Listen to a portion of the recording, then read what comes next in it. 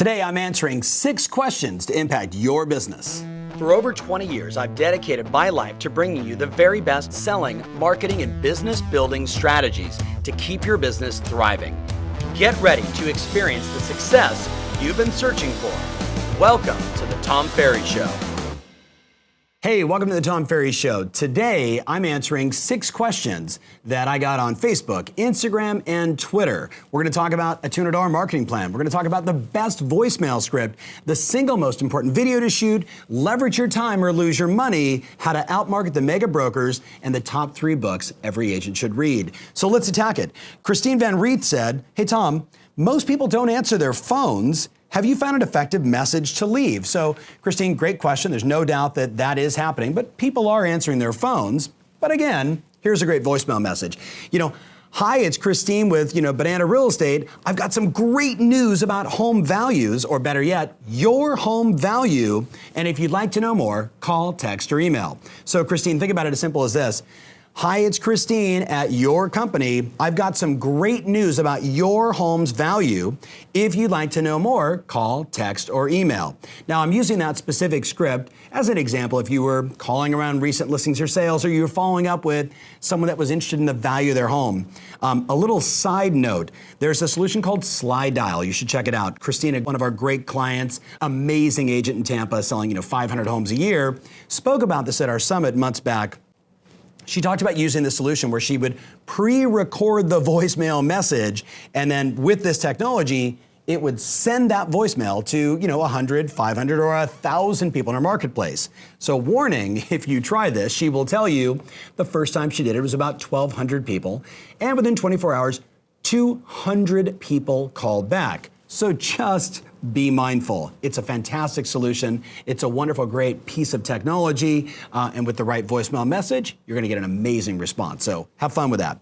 Jay Hampton asked, "Hey, Tom, if I could only produce one video, what would the message be?" So Jay on Facebook, Jay Hampton, here's the answer, buddy. Don't. If you're going to shoot one video, don't. It's a dumb idea. The reality is, you have to shoot hundreds of videos, and here's why, right? I've now, created 130, 140 Tom Ferry shows, but I've got 1,000 videos on my original YouTube channel. And guess what? Some of them are donkeys and some of them are unicorns, meaning some of them get a little bit of traction and a little bit of view and a little bit of comments, and some of them have 300, 400, 500,000 views, a unicorn. The challenge is trying to put all your eggs in one basket, Jay.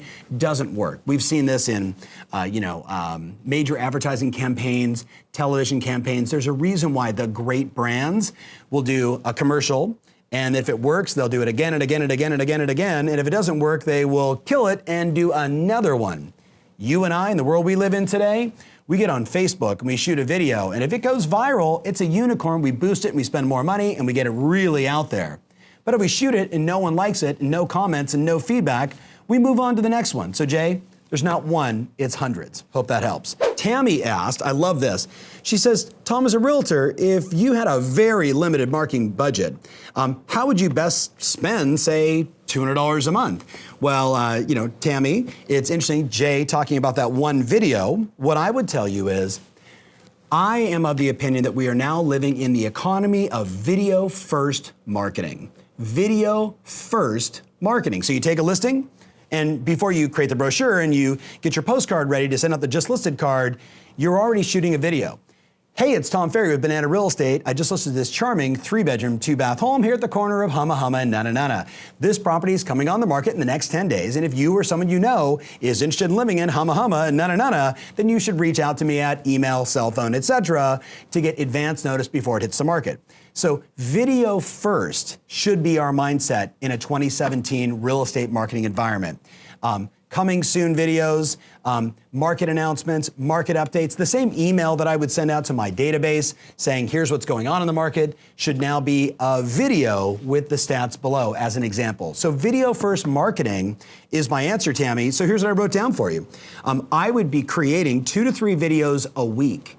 2 to 3 videos a week. And if you remember a couple weeks back on the Tom Ferry Show, I actually laid out a quarter by quarter set of campaigns to be doing 1 or 2 or 3 videos every single week. A How's the Market show, 3 reasons to buy during summer, 7 reasons to not list your home in the month of December, et cetera, et cetera. And I would do that, and I would spend my $200 a little bit on editing and the balance of it on distribution. Once I found something that got a little hot, I'd spend some money and I would get it out there, whether it's on Facebook or YouTube or Instagram or through Twitter or through SEO. So my answer to you is, on a $200 budget, video first marketing, and once I've got a hot one, hit the push button and get it out there as much as you can. That'd be my advice. And of course, if you have a website, if you don't have a website, about.me. I mean, get a free website that just has a photo and a couple of your videos, and it's not that complicated. You with me? That'd be my advice. All right, moving right along. Lisa asked, seems like all the questions are coming in from Facebook right now. This is a long question, but bear with me. Lisa said, Tom, I noticed I'm busy, but not able to commit the same amount of time to converting leads as I was able to do in a down or slower market. My conversion rate is suffering, but I don't have the time to accommodate all the buyer clients I have right now. So I feel stuck. Any suggestions? I try to maximize my time, but if I don't attend and touch these people, they might not be there in a few months when they're truly ready to buy.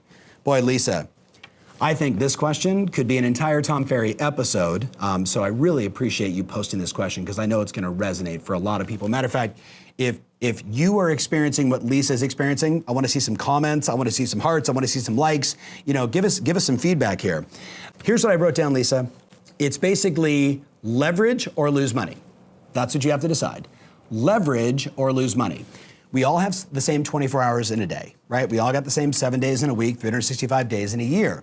How we use that time is going to matter. So you can leverage through technology, right? A better CRM, a better nurturing follow-up campaign, some way that has some behavioral science in the back end that shows people when they're percolating up. Boomtown, as an example, has this where it's letting you know, hey, this person went from kind of lukewarm to really hot and they're looking at things all the time now. You might want to reach out, as an example.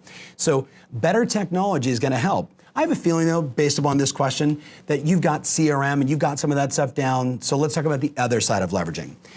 If I were you, I'd ask myself, what is the highest and best use of my time? Like, Lisa, where are you at your best? And I bet it's in the moment of truth, right? Showing a property, maybe that final second or third showing with all the decision makers, and then helping craft the right offer to get them into the home, and then managing the transaction, right? I'm guessing that. What I would tell you is leverage yourself with a lead nurturer. Have somebody on your team. Tell them I don't have a team. Find someone who loves to get on the phone, who is a relationship builder, who's a natural extension of you, Lisa, who maybe for, I don't know, $5, $10, $15, $20, whatever an hour, your market, and maybe a small, bonus for appointments, as an example. And all they're gonna do is take your 300 leads, 200 leads, 20 leads, and just say, hey, it's Tom, I'm calling from Lisa's office. She noticed that you were on our website a couple nights ago and you were looking at 1234 Banana Street. Would you guys like to schedule a showing to see that house? Or are there other properties you're interested in? Just someone that's reaching out and touching, because this is the age-old issue of real estate. This is why teams exist, right? You can't be sitting on an appointment, being super effective, and responding to leads that are coming in real time. You can't be away with your family, right, and truly be present, enjoying your time and getting that R&R that you need when your phone's blowing up with emails or transaction problems, right? This is why you either leverage or you lose money. That's it. We all got 24 hours a day, 7 days a week, 365 days in a year. Technology first, then people. So the second one is, if not a lead nurturer, an ISA, an appointment setter, an extension of you, maybe you just need another salesperson. Maybe you need to take someone that is going to take those B and C in terms of their warmth as a lead, and they're following up, they're showing, and you split the commission with them in an appropriate way that empowers them to follow up and get some wins. I'm shocked, I think about my father-in-law, who's 93 years old, and World War II vet, Italian from Boston, Antonio Belmonte. And he grew up in an environment where there was trade schools, right? He didn't even, I think he graduated from like 3rd grade, something like that, because mama needed him to go out in the garden and pick tomatoes. Well, how did he do that? He learned from papa, right? He had a mentor. He had someone that showed him the path. I'm blown away by in real estate how we are not having these 20-something, 30-something people coming into the business and saying, I'm going to show you how to make $1 million over the next 5 years. I'm going to show you how to do that. And how you're going to do that is you're going to do all these activities. You're going to learn what to say. You're going to follow up on leads. You're going to lose. You're going to win. You're going to handle objections. You're going to do all this stuff, and you're going to mature them over time. So Lisa, maybe you can do that, right? So leverage through technology with some behavioral back end that percolates up so you know who you should be following up on now and that they're getting the information that they want and they're not going to other websites, of course. A lead nurturer who's a natural extension of you, who's reaching out to the clients, keeping them informed, involved, empowered, and their job is to get them into your calendar when it's appropriate, or bring on that junior agent, right? That person that you can mentor and help build their business through leveraging your time and your leads. So, big question. Hope that helps, Lisa. Give me some comments, give me some feedback. Annette asked, you always say, those who outmarket the competition wins. Well, yes. How do you market well-established brokers in a highly competitive vertical market like New York City on a limited budget? So how do you beat the big dogs, right? That's the question. Well, I've made my career beating the big dogs and helping the little dog become the big dog. So I've got a whole bunch of things for you to think about, some philosophical, some strategic, and some tactical. The first thing is the 180-degree theory. I believe that you should look and see what are the massive big dog agents in your marketplace do and consider doing the opposite. So if they're all going, as an example, like mass direct mail, can you go custom personal handwritten notes? As an example, right? They're going massive all over the city, you go one building at a time or one specific property type at a time. So you do the opposite of. Another one, by the way, under that is your unique selling proposition. Something along the lines, and I just wrote this out and you'll nurture it and make it better. We focus on high touch, high service versus being tossed off to a team member. Like having that actually in your marketing in an elegant way, in a non-offensive way to the other brokers, because you don't want to piss them off. Like that's not good for you and your long-term career, especially later on when you are the big dog. But a way to basically say, a team does this and a solo agent does this, right? And here are the advantages of working with me. I work with a small number of select clients. I give them massive service, high touch, high communication, high exposure at the, kind of four seasons concierge experience versus the experience of being turned over here as just another client. Does that make sense? I also, wrote down go local as they go broad. But the real deal is scale the unscalable, right? Scale the unscalable. So as these big dogs, right, are doing this mass marketing, these big promotions, get on the phone and call. Because one of the things I can tell you is the vast majority of those people that built their businesses built it being aggressive and making phone calls and marketing themselves and networking like crazy. And the bigger they get, the less they seem to do all that stuff. So there's a hint for you. Hope that helps.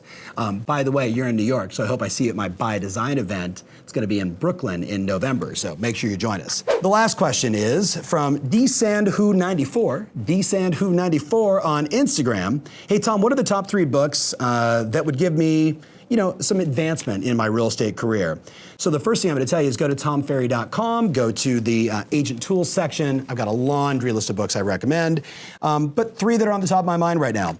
My book, Mindset, Marketing, and Model, of course. Good idea, kind of the best of the Tom Ferry Show, put into a book, easy for you.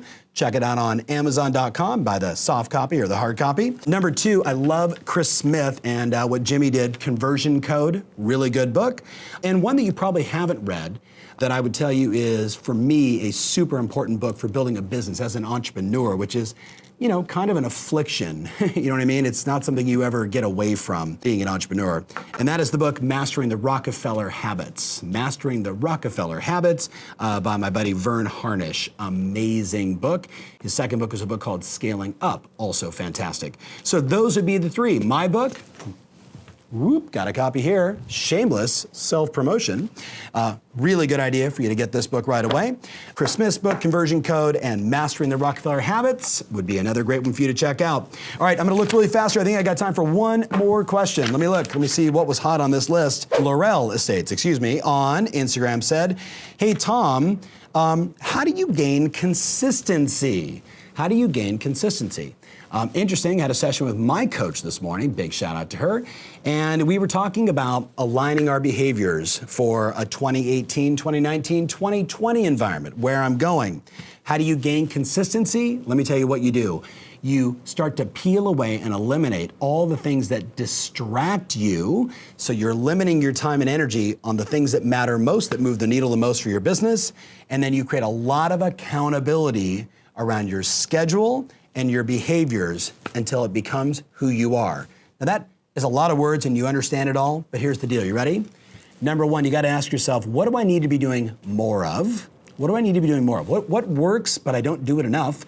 What do I need to be doing less of? It's things that matter, but I spend too much time doing it, and when I spend too much time doing this, I don't make any money. It matters, but it kind of kills the profit, as an example.